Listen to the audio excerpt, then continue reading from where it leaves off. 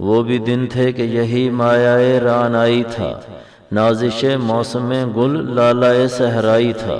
جو مسلمان تھا اللہ کا سودائی تھا، کبھی محبوب تمہارا یہی ہر جائی تھا۔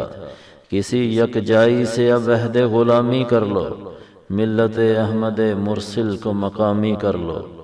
علامہ اقبال کی نظم جواب شکوہ کا یہ 8واں بند ہے۔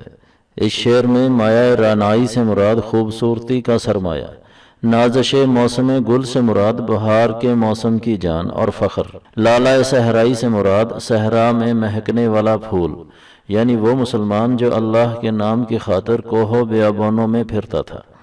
مطلب یہ کہ ایک وقت وہ بھی تھا جب مسلمان اس دنیا کے لیے رول ماڈل تھا۔ یہ شہر شہر کریا کریا پھرتا تھا اور لوگوں کو اپنا گرویدہ بناتا ہوا پوری دنیا میں اللہ کا نام متعارف کروا رہا تھا۔ دوسرے شعر میں سودائی سے مراد دیوانہ اور ہر جائی سے مراد بے وفا یا وہ جو جگہ جگہ جاتا ہے۔ مطلب یہ کہ یہ کیوں تھا؟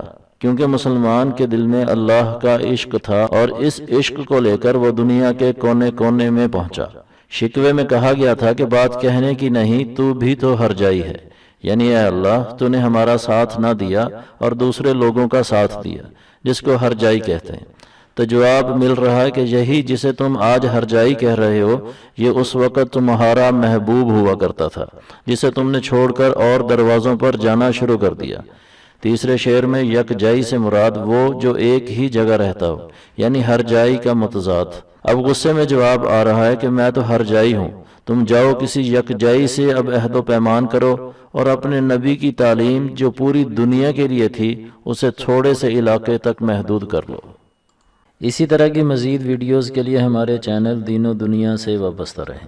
ویڈیو اگر پسند آئی ہے تو اسے لائک کریں اور اپنے دوستوں کے ساتھ شیئر کریں۔ ہمارے چینل کو سبسکرائب کریں اور بیل کے نشان کو بھی کلک کریں تاکہ ہر آنے والی نئی ویڈیو کا نوٹیفیکیشن آپ کو مل جائے۔ اپنا خیال رکھیے گا۔ اللہ حافظ۔